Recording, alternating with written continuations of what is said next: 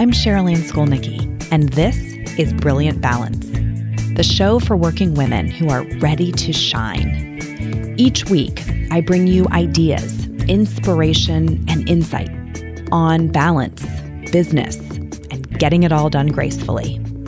You ready? Let's be brilliant. This is episode 352 of the Brilliant Balance podcast, how to build a business that lets you have a life. So since I am on vacation, as this episode airs, I think this is kind of the perfect time to share an episode that talks about how I've built a business that lets me do that. Right? As this episode goes to air, I will be in the middle of a 2-week vacation with my family out of the country. And I'm so delighted and proud that I'm at a place where I'm able to do that with them, right? The experiences that we'll get to have on this trip and the experiences that we've had through our other vacations are my most treasured memories. Just my most treasured memories ever. Right? Getting to see parts of the world and have experiences with my husband and my kids is just so incredibly important to me. And I wouldn't be able to do it if I hadn't really thought early on about how I was going to design and build a business that would let me do that. So, and of course, the wonderful thing is when you build a business that allows you to do it for vacation, you've also built a business that kind of insulates you against crisis. When there are events that happen in life that you didn't choose, right, that you need to turn your attention to, the very same principles that allow you to take the vacation allow you to manage through those episodes of crisis without it being like a complete disaster for the business. So I'm going to share with you some of the design principles, some of the ideas that I think we want to hold in mind when we're really building the business on the front end.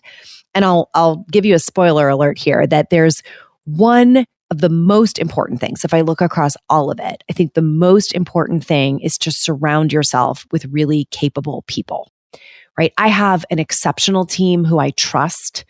And they really know how to steer the daily operations of the business without me, right? At least on a temporary basis. And so if you're looking for like, what's the thing I'm really steering toward, this idea of results through others and surrounding yourself with people who can keep things running, right? So that you don't have to spend every hour of every day involved in operations. That is the breakthrough that you're looking for. I think this also applies if you're a leader within an organization. I know it can be so hard. The data is very clear that most people do not take vacation time, right? Their time off that they're allocated throughout the year often goes unused. And it's really because of the dedication that we have to our work and the fear that something is going to fall apart if we're not there. So either way, whether you're a business owner or a leader within an organization, I think there is at least one or two things that are very important in this episode for you. So I'm going to leave you to it. I will be back with a new episode next week, and I hope you get something really usable out of this one.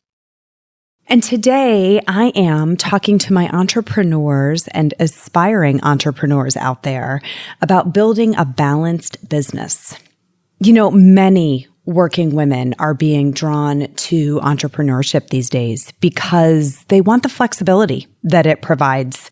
And what I've learned after more than 8 years in this space is that if you're not careful about how you design your business, you can end up even worse off than you were in your corporate job.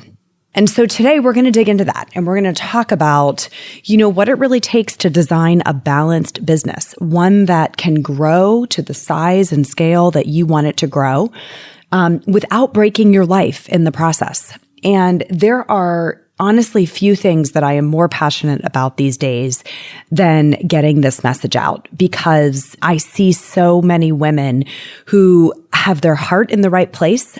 They have a little bit of an idea, they're really captivated by a dream or an impact that they want to make.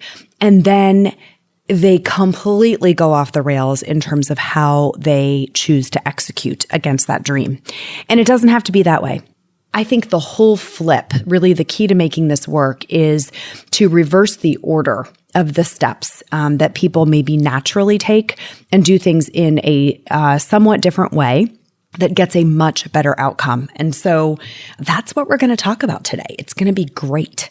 I will tell you, if you are in a corporate job, you work for somebody else and you're not really thinking this is going to apply to you, you may want to listen anyhow, because as I looked back at my notes for this episode, I think there are nuggets in here that could absolutely be applied to a job in which you're working for somebody else, for a company that you do not own. And then most directly, it's going to apply to people with their own businesses, okay, or who are planning to start them. So the key really is to begin the whole process by designing the life that you want, and then designing the business that fits into that life, instead of the other way around, right? What most people do is they pick a business because they're passionate about the subject matter or the skills required to deliver the service, or they really love the product, or they find a franchise. They go after designing the business and then they try to squeeze their life around the edges. And if you flip that the other direction, it just works a whole lot better and kind of gives you the best chance of success from day one. So in order to do that, there are a few things that you really have to kind of get your head around. I'm going to talk about 5 of them today. And so this might even be something you want to take a few notes on as you go through. We'll drop these 5 in the show notes so you have an easy reference as well. So the first thing I would say is you have to really know what you want. And by this, I mean, what do you want in your life? A lot of people will come to me and say, well, I want a 7-figure business, or I want to make $100,000 a year for my business. And I'm going to say, okay, awesome. What else do you want? Do you want to have dinner with your family every night? Do you want creative freedom? Do you want to have a structure to operate within so that you're very clear about what you need to do every day? Do you want to have time for a hobby or a practice that you care about? Like maybe you want to do yoga every day, or you want to train for triathlons.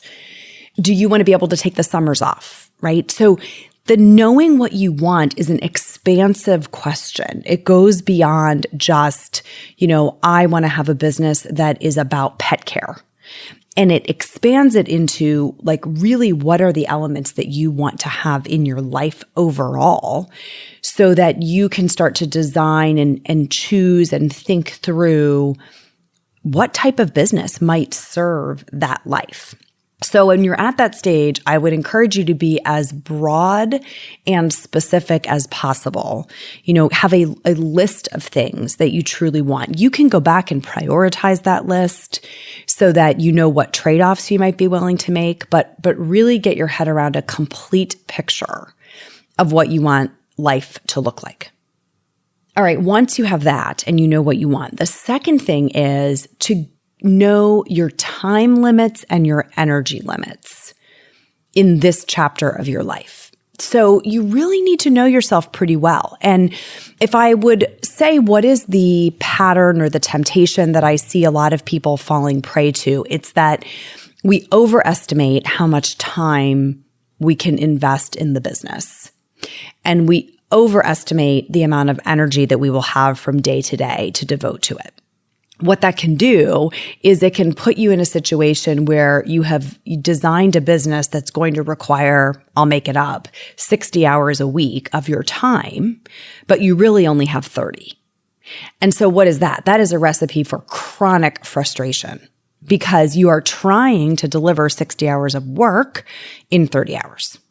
Additionally, your energy limits. Some of us are like, no, I actually do have the time. I can work 60 hours a week. Okay, but do you have the energy to work 60 hours a week in a quality way?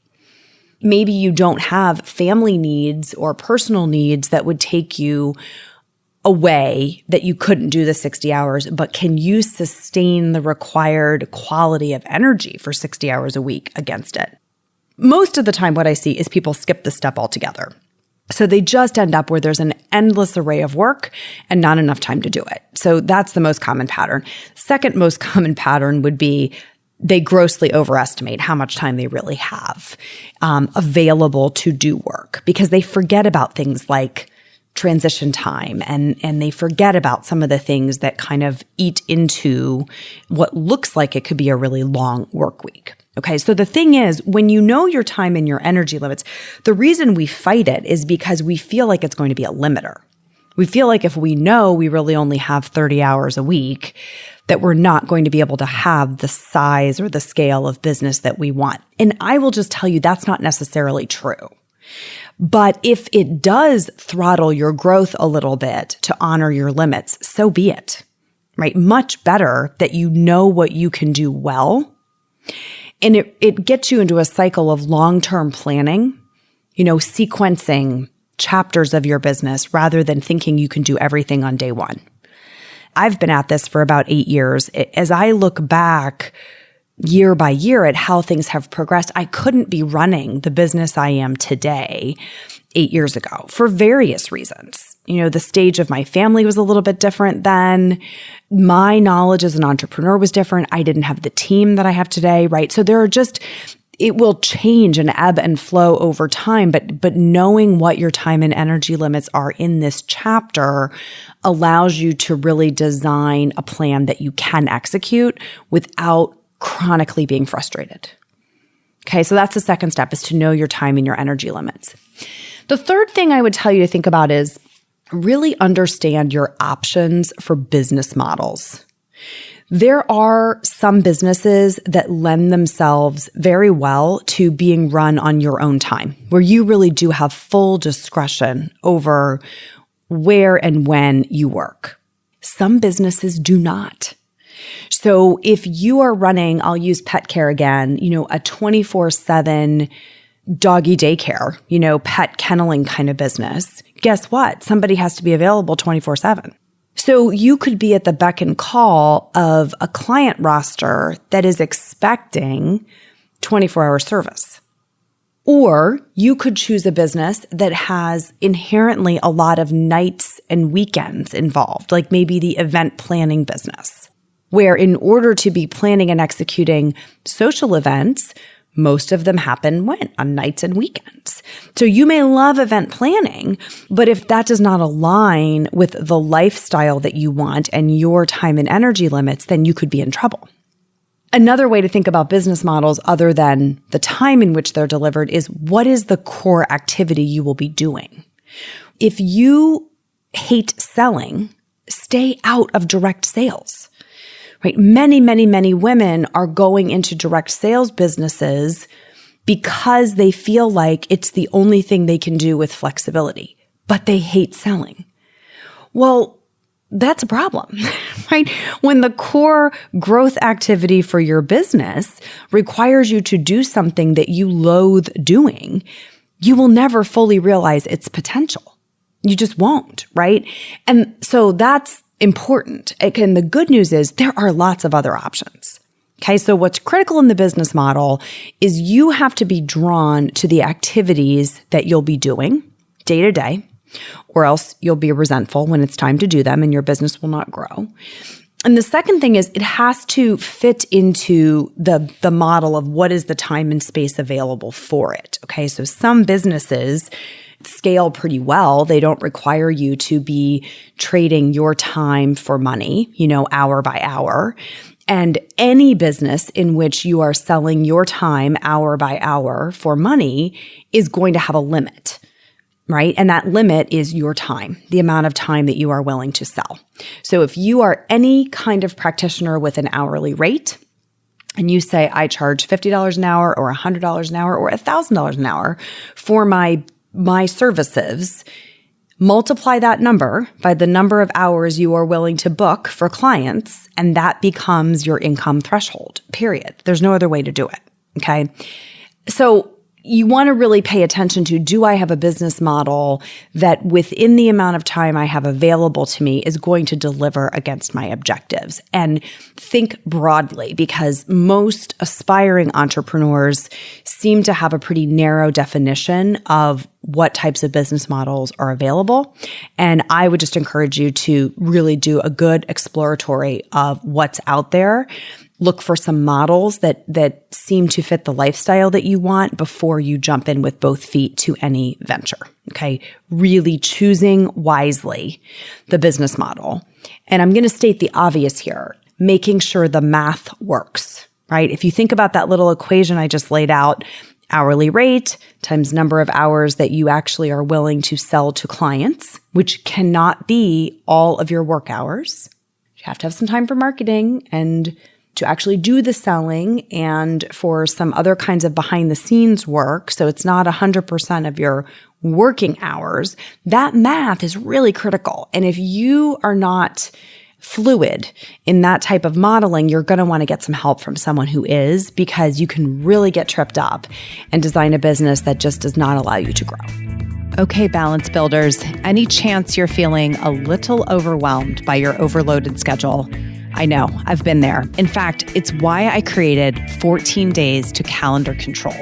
This is my step-by-step program where I share my personal system and set of tools to help you transform your chaotic weeks into easy breezy ones. Okay, maybe not easy breezy, but at least edited and organized. Listen, there's training, templates, and tools in there to help you get things under control quickly.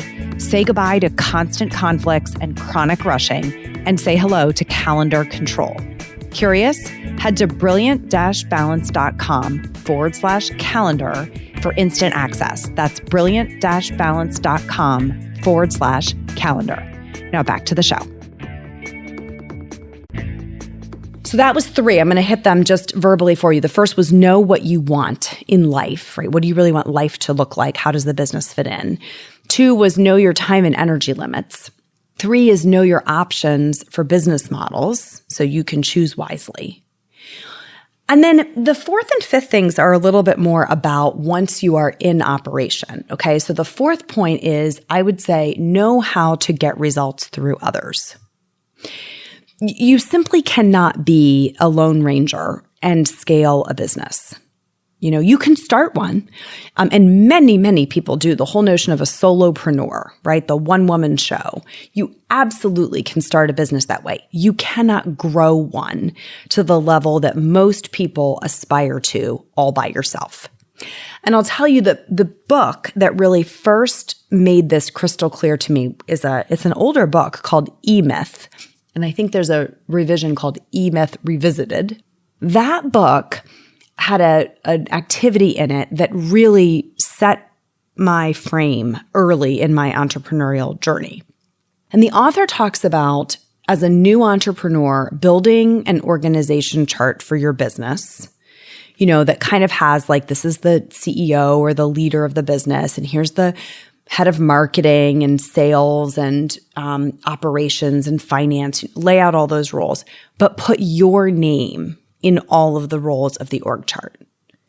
Because what's really true is, in the early days of being in business for yourself, you are doing all of the jobs, you know, little bits of them at a time, trying to make it all fit into a week. But what building the org chart does is it gives you a vision of what you are going to grow into. And that ultimately you would be adding people to your team who their names could go in those roles and start to take that work off of your plate, you know, and get you more focused on what you're really good at. So if I look at one of the biggest limiters I see for women who are trying to grow businesses, it's this leap from all the money that I'm making, I get to keep for myself because I don't have a team. But because of that, I'm really stressed out all the time about how much time I'm working and how I don't have enough time to get stuff done. And they're trying to make the leap to, I have a team of people who I trust. I'm able to let go of work, you know, and know that it's going to be done well. And I'm going to trade some of my profit margin in order to do that.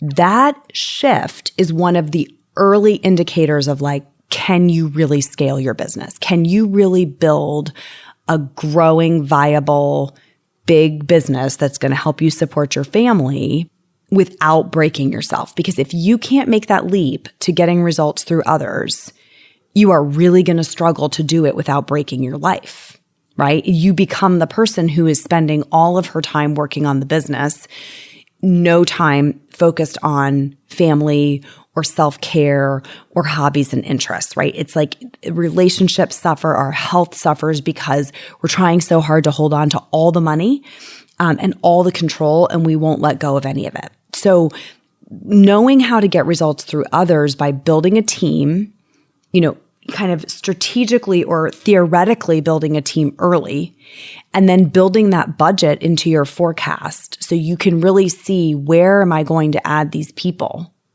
And then training yourself, pushing yourself to let go of work and hire really capable people, ideally people who can do it better than you can. To do that work. That is, when I'm looking at early stage entrepreneurs, their willingness to do that is one of the lead indicators of their success, of their ultimate success. Okay, so that's the fourth one. And it's really important. I mean, if you cannot figure out how to get results through others, it is going to be a struggle to build a business without breaking your life. All right.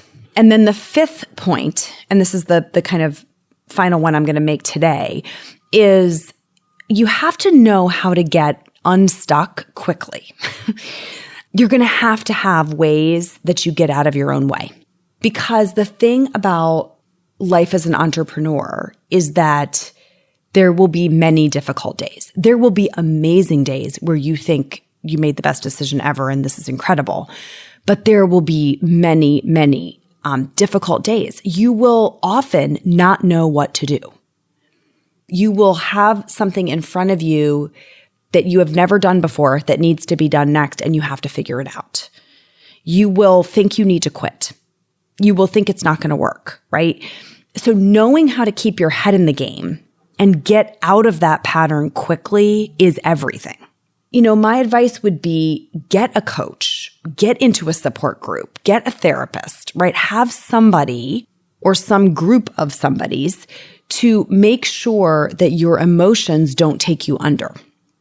Because if you're trying to do this all by yourself and you're trying to be your own support network and you're trying to coach yourself and guide yourself and get yourself unstuck, that is a really quick way to break your life. Because the pressure of that being all on your shoulders while you're trying to figure out the business, not feeling like you have anyone you can turn to for help or perspective, is like tying a weight around your neck. Okay. So whatever that looks like for you, you want to have ways to get unstuck quickly, to get your emotions in check and keep your head in the game. And you want to sort of know, what are the early indicators that you're starting to go under? Where are you losing confidence? Where are you losing momentum? Where are you ruminating on a decision and you're unable to make it? And then you want to find those trigger points and have people in your corner who can pull you through them so that you get back in the driver's seat and move this thing ahead again. Because it never really happens in a straight line, And so you really want to have those abilities that we talked about today. So the first three that I talked about are more designed for the early stage entrepreneur, somebody who is just getting started or considering getting started. Know what you want your whole life to look like. Know your time and energy limits, and know your options for business models. If you've been at this a little while, it's good to reset on those things and to maybe make adjustments to the business model if necessary.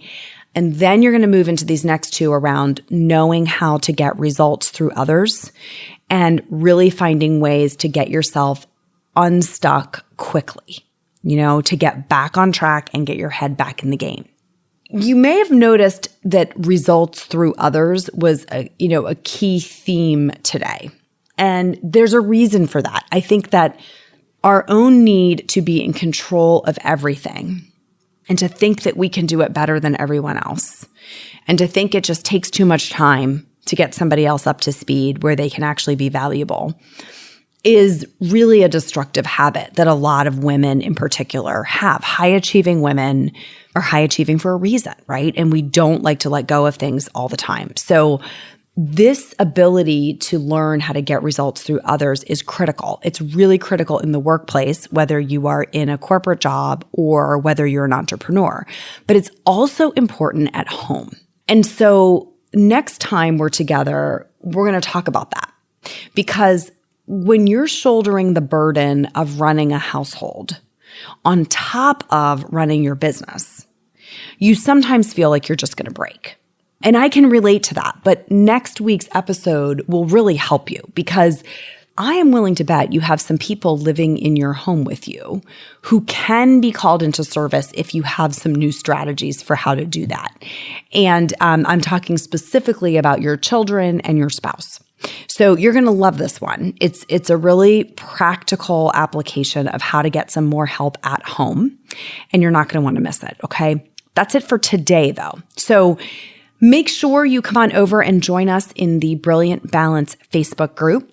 I would love to see you there. We're having a lot of fun, and I think you could probably add to the conversation. You just go to Facebook and search for Brilliant Balance. You'll find us in groups, and we'll welcome you in. All right, I'll talk to you next week. And until then, let's be brilliant.